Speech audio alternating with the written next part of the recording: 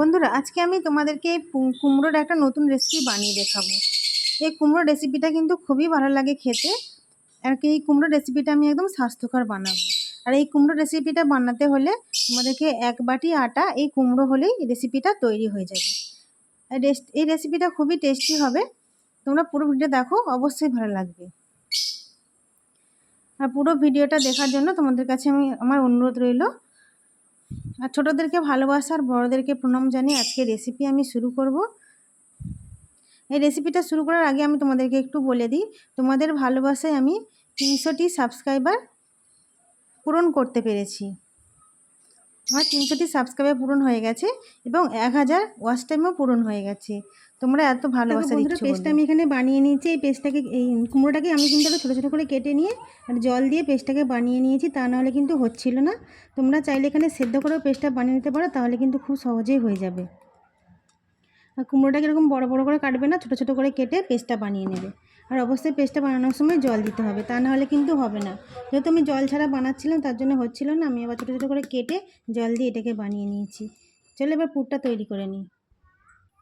কড়াইতে আমি সরষের তেল দিয়ে দিয়েছি। এবার এর মধ্যে আমি দিয়ে দেবো গোটা জিরে। গোটা জিরেটাকে দিয়ে একটু ভেজে নেব, যাতে জিরের স্মেলটা বেরোয়। এই রেসিপিটা খুব স্বাস্থ্যকর হবে, একদম তেল ছাড়াই বানানো হবে। এই 1 থেকে 1.5 চামচ তেলে এই রেসিপিটা তৈরি হয়ে যাবে। দেখো বন্ধুরা, জিরেটা কিন্তু ভাজা ভাজা হয়ে এসেছে, যে জিরেটাই হালকা লালচে রং ধরেছে। এই সময় আমি দিয়ে দেবো সামান্য পরিমাণে একটু জোয়ান, খুব বেশি দেবো না। এই যে এতটা জোয়ান নিয়েছি, হাতে একটু ব্রাশ করে দিয়ে দেবো। জোয়ানটা দিয়ে দিয়েছি। এবার এর মধ্যে আমি পেস্টটাকে দিয়ে দেবো। জোয়ানটা দিয়ে বেশি ভাজবো না।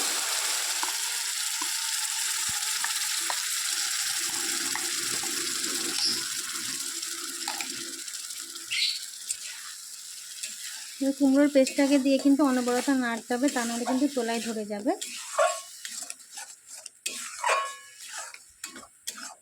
এর মধ্যে আরও কিছু মশলা অ্যাড করবো আমি। এবার এর মধ্যে আমি দিয়ে দেবো স্বাদ মতো নুন, আর একটু দিয়ে দেবো হলুদের গুঁড়ো, দিয়ে দেবো স্বাদ মতো লঙ্কার গুঁড়ো, আর দিয়ে দেবো একটু ধনের গুঁড়ো, জিরের গুঁড়ো। এবার এই সমস্ত মশলা দিয়ে ভালো করে এই কুমড়োটাকে একটু কষিয়ে নিতে হবে।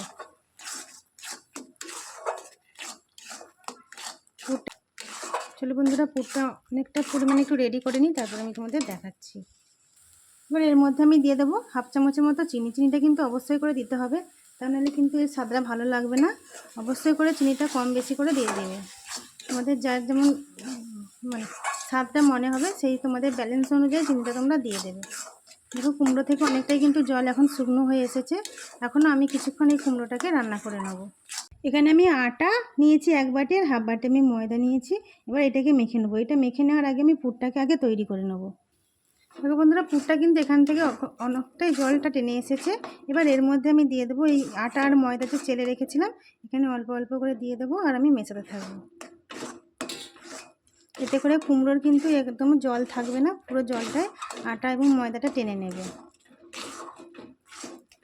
তবেই কিন্তু রেসিপিটা ভালো হবে, তা নাহলে কিন্তু একদমই ভালো হবে না বন্ধুরা। অল্প অল্প করে দেবো, আর আমি মিশিয়ে নেব। একবারে অনেকটা দিতে যাব না।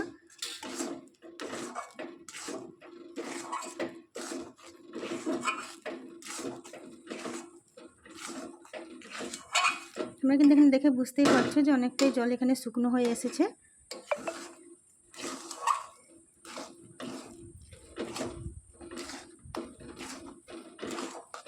অনেকটাই টেনে এসেছে।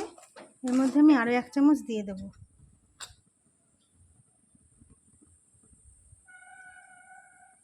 তোমরা এভাবে অল্প অল্প করে দেবে, আর কিন্তু মেশাতে থাকবে।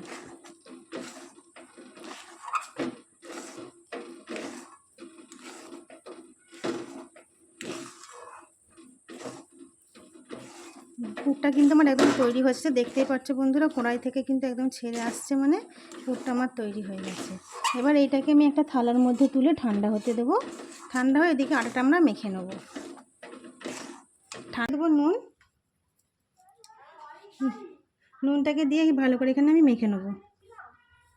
আমি যেহেতু এখানে আটা দিয়ে বানাচ্ছি তার জন্য আমি এখানে ময়াম দিলাম না। তোমরা যদি ময়দা দিয়ে বানাও কিংবা পরোটা বানাও তাহলে তোমরা এখানে ময়ামটা দিতে পারো। আমি এখানে আটা দিয়ে বানাবো তার জন্য আমি এখানে ময়ামটা দিলাম না। এবার অল্প অল্প করে জল দিয়ে আমি এখানে মেখে নেবো। আমি কিন্তু আটা এখানে মেখে নিয়েছি। দেখো আটাটা আমি কেমন মেখেছি, খুব নরমও করিনি আবার কিন্তু খুব শক্তও করিনি। তোমরা কিন্তু দেখে বুঝতেই পারছো। এবার আটাকে একটু ভালো করে মথে নিয়ে, আটা কিংবা ময়দাকে খুব ভালো করে মথে নিতে হবে। মথে নিলে কিন্তু যে কোনো রুটি, পরোটা, লুচি সব কিছুই কিন্তু খুব ভালো হয়, নরমও হয়, সেই সাথে কিন্তু খুব ফুলকো ফুলকোও হয়। যত ভালো করে মথবে আটা কিংবা ময়দা ততই কিন্তু রেসিপিগুলো খুবই সুন্দর হবে। তোমরা দেখতে পাচ্ছ আমি কিন্তু এখানে আটাটা খুব ভালো করে মেখে নিয়েছি। এবার আমি এখান থেকে লিচি কেটে নেব। লিচিগুলো এমন কাটবো রুটির থেকে একটু বড় সাইজ করে আমি এখানে লিচিটা কেটে নেব। ঠিক আমি এরকম সাইজ করে লিচিটাকে কেটে নিয়েছি। এরকম পুর ভরা যে কোনো রুটি, পরোটা, লুচি করতে গেলে কিন্তু একটু বড় সাইজ করে লিচিটাকে কেটে নিতে হয়।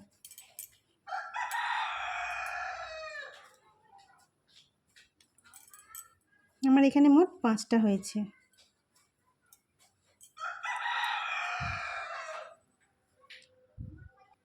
দেখো আমার এখানে মোট 5টা হয়েছে। এবার আমি এখান থেকে এইভাবে গোল করে নেব, করে আমি এটাকে একটা বাটির আকারে করে নেব।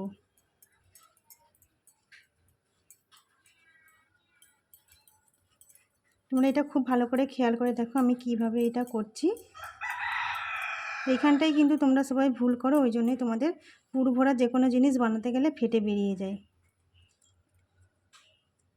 তোমরা চাইলে বাটি না করতে পারলে তোমরা এটাকে বেলেও করে নিতে পারো। দেখো আমি এটাকে বাটি তৈরি করে নিয়েছি, কিংবা এইভাবে চাপটা করে দিচ্ছি। তোমরা চাইলে এইভাবেও করে নিতে পারো থালায় রেখে। দেখো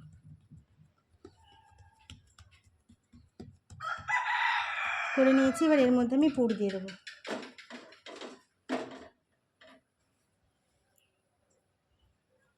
পুরটা বেশি করে দিলেই কিন্তু খুব ভালো লাগে খেতে। পুরটা আমি এখানে অনেকটাই দিয়ে দিয়েছি। এবার আমি এর মুখটাকে আমি একটু ভালো করে সিল করে দেবো। এখানটাই খুব ভালো করে খেয়াল করো বন্ধুরা। দেখো এইভাবে নিচ্ছি, এই যে এইভাবে, ঠিক এইভাবে তোমরা মুখটাকে সিল করে দেবে। দু সাইড থেকে টেনে টেনে নেবে।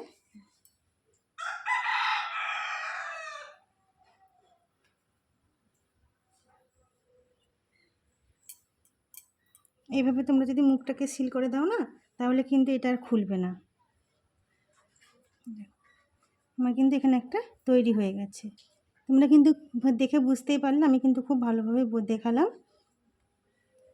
এই দেখো তৈরি হয়ে গেল। এইভাবে আমি সবগুলোকেই বানিয়ে নিই, তারপর আমি তোমাদেরকে আবার দেখাচ্ছি। এখানে আমি সবগুলোকে বানিয়ে নিয়েছি। এবার এগুলোকে আমি বেলে নেবো, একটা সাইডে সরিয়ে দেবো।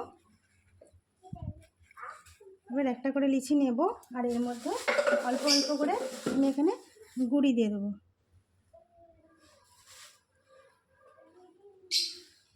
আর এটাকে খুব সাবধানে বেলতে হবে, যেহেতু পুর ভরা, খুব চেপে বেললে পুরটা এখানে বেরিয়ে যেতে পারে। এভাবে হাত দিয়ে এইভাবে চারিদিকে ছড়িয়ে দেবে পুরটাকে, তাহলে কিন্তু পুরটা আর বেরিয়ে যাবে না। এভাবে ছড়িয়ে দিয়েছি। এবার এটাকে আমি বেলে নেব,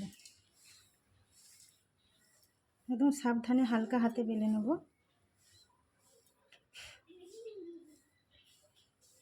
এখানটা একটু ভালো করে দেখো বন্ধুরা, আমি কিন্তু একদম সাবধানে হালকা হাতে এটাকে বেলে নিচ্ছি, যাতে আমার এখানে পুরটা না বেরিয়ে যায়।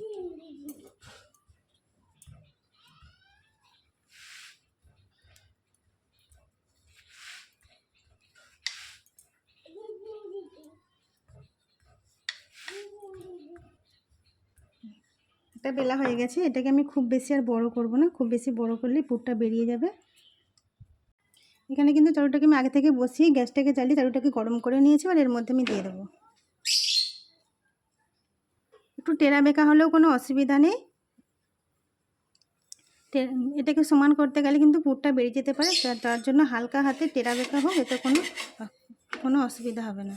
দেখো উল্টে পাল্টে আমি এটাকে ভেজে নেব। রুটিটা কত ফুলকো ফুলকো হচ্ছে, কতটা ফুলে উঠছে।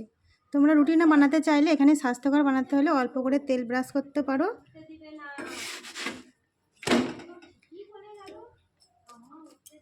কিংবা এখানে ঘিও তোমরা ব্রাশ করতে পারো, আবার বাটারও ব্রাশ করতে পারো। যেহেতু আমি এখানে স্বাস্থ্যকর বানাচ্ছি তার জন্য আমি এখানে কিছুই দিলাম না। আমি এখানে পুর ভরা রুটি তৈরি করে নিলাম। দেখো কত সুন্দর ফুলেছে। এটা তোমার তৈরি হয়ে গেছে, এটা নামিয়ে নিই। এভাবেই সবগুলোকে বানিয়ে নেবো। তোমাদেরকে আমি এবার পুর ভরা এই রুটিটা আমি কেটে দেখাই কেমন হয়েছে। ভেতর থেকে কিন্তু একদম পুরে ঠাসা হয়েছে।